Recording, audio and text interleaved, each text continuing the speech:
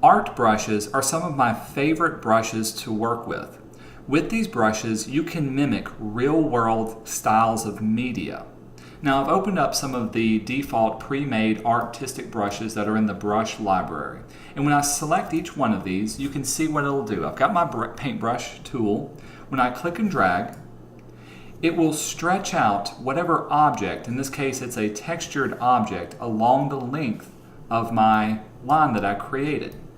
And so this is the essence of allowing different textures or different media to come through in this brush style. If I was to choose another brush style, we'll move over, it will follow and recreate that brush style as well. If I was to change up the opacity, let's even change the color of it, I can make it a watercolor style of brush as well, building up different layers as you would with watercolor. So here's how to make an artistic brush. First of all, what I like to do is to get some real media and paint a variety of lines on a piece of paper. And I've already done this with these different lines. I used markers, crayons, dried up markers work really well, paint brushes, and even pencils. Anything that makes a good textured mark, that's what you're looking for. I scanned them in, and I may have had to clean it up in Photoshop or convert it to black and white. Black and white tends to work best, but this is what I've got. So my image that I'm giving you is just a basic rasterized, pixelated image. It's not even very high quality. It doesn't have to be. What we need to do, let's go back over here, is we need to vectorize this image. You can make an artistic brush out of anything as long as it's a vector image. And remember, no gradients whatsoever.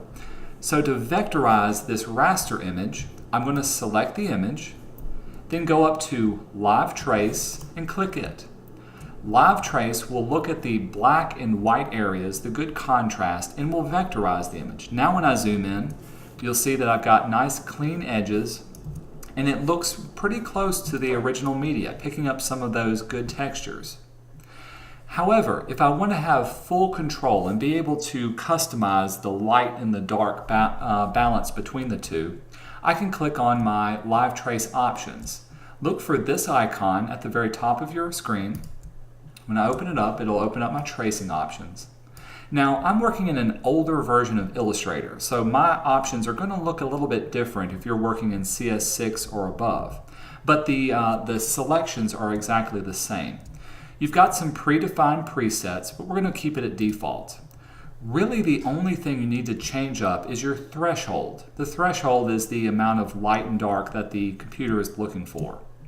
If you make your number smaller, I'll turn on preview too. If I make our number smaller, it will make your image slightly lighter. It'll pick up on more of the white areas.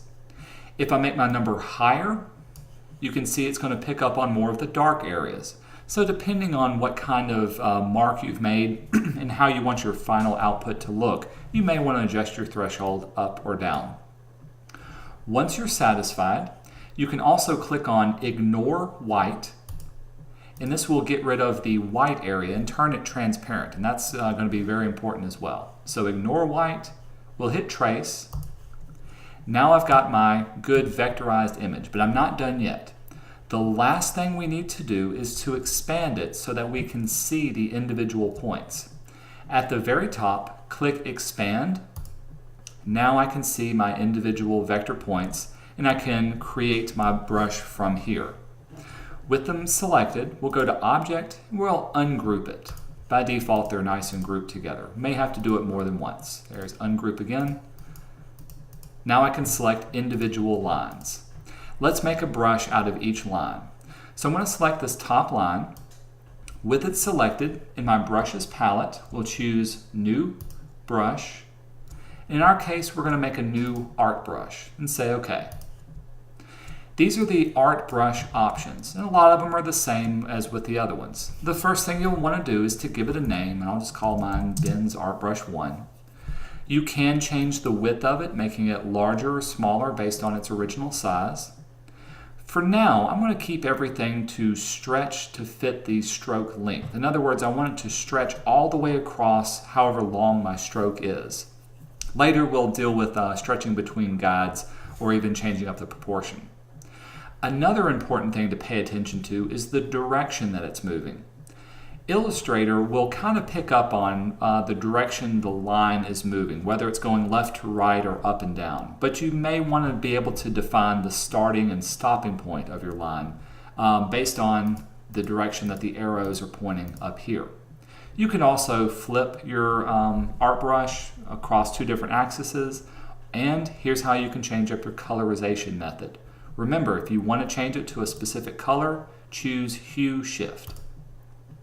With that, we'll say OK. And you can now see my new brush has been added to the bottom of my brushes palette. Let's actually play around and paint with it. So I've got my brush.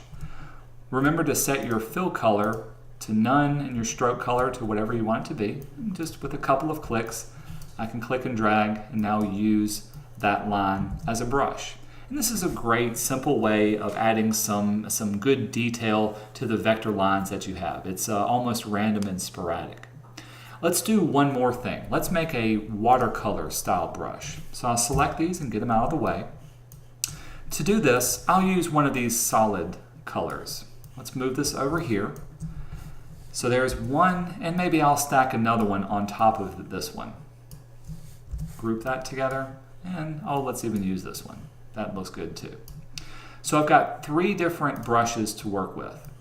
With one selected, I'm going to drop the opacity of each of these three. I'll move them up here so we can see it.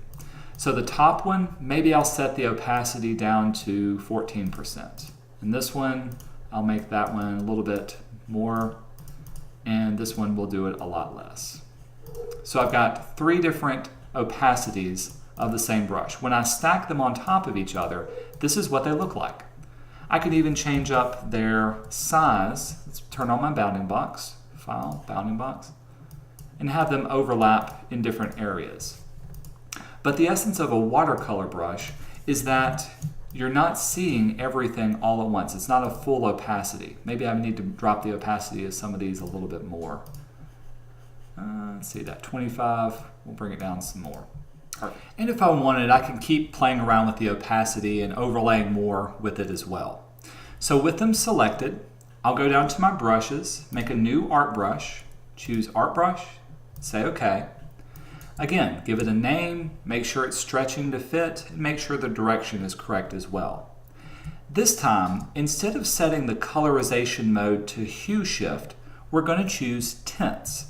I don't really know why, but for whatever reason, when you change the opacity of it, the Hue Shift doesn't work. You've got to set it to Tints. So we'll say OK. Now I've got my new watercolor brush down here. And the other default watercolor brushes look like these, and they'll give you some great ideas to work with if you want to make and customize them more. Okay, so let's set our fill color to none, and our stroke color, let's set it to red. Or let's choose a nice hot pink. Got my paintbrush, new watercolor. Now when I paint, this is what it looks like. It's shifting the tint of it to that particular set. If you make one and it's not changing the color, it's probably because you have it set to a colorization mode for Hue Shift rather than Tint Shift.